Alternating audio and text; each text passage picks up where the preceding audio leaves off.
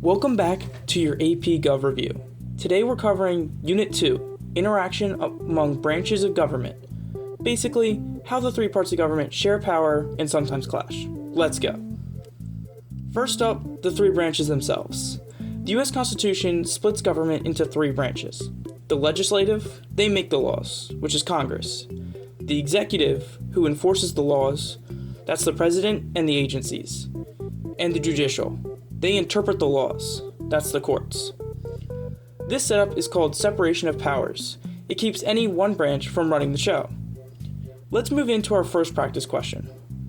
Which of the following is the best example of separation of powers? Is it A, the Senate confirming a Supreme Court justice? B, Congress passing a new federal budget? C, the President issuing an executive order? Or D, the Supreme Court declaring a law unconstitutional? The correct answer is B. Congress passing a budget shows one branch doing its main job, making laws, separate from the others. Let's move in to the legislative branch, Congress. Congress is split into two chambers. That's called bicameralism. The House of Representatives has 435 members, based on population. They serve 2-year terms and are closer to the people. The Senate has 100 members, 2 per state, serving 6-year terms, and they're more insulated from day-to-day politics. Congress has a lot of powers. They can tax, declare war, approve the budget, and use oversight to check on the executive branch. Most bills start in committees, and very few ever make it to a vote. Let's move on to our second practice question. Why did the framers create a bicameral Congress? Is it A, to make lawmaking faster and simpler? B, to give smaller states more power in both chambers? C, to balance population-based representation with equal state representation? Or D, to allow the president to control the Senate? The correct answer is C. The House gives power based on population, while the Senate gives equal representation to every state. Let's move on to the executive branch, the president and bureaucracy. The president leads the executive branch. Here are their main powers. They sign or veto laws, act as commander-in-chief of the military, appoint judges and officials, with Senate approval of course, and issue executive orders to direct agencies. The bureaucracy are all those departments and agencies, carrying out the laws. They write regulations, give licenses, and manage programs. Even though they don't make laws, they do have a lot of influence. That's why some people refer to them as the fourth branch.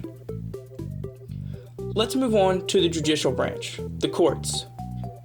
The judicial branch, led by the Supreme Court, interpret laws and decides if they follow the Constitution.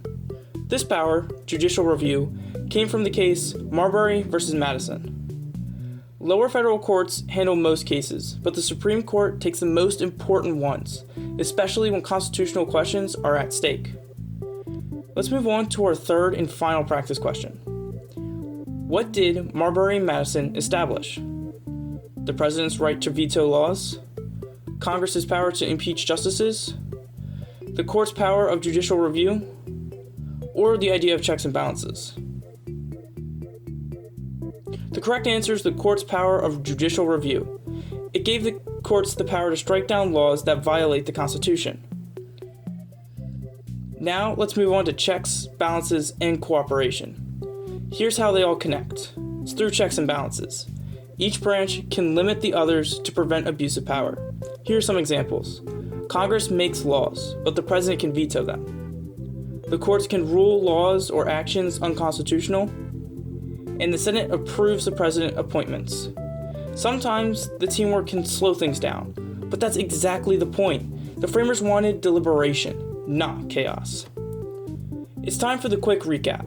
Here's the big picture. Separation of powers splits jobs between branches. Checks and balances make sure to keep them in line. And Congress writes laws, the president enforces them, and the courts interpret them. And that's Unit 2, done and done. make sure to leave a like, subscribe, and look out for Unit 3 next. If you're still a little confused or want some extra practice, check out Unit 2 worksheet linked below. It's got great practice questions and short answers to help you master this unit before the test. I'll see you next time.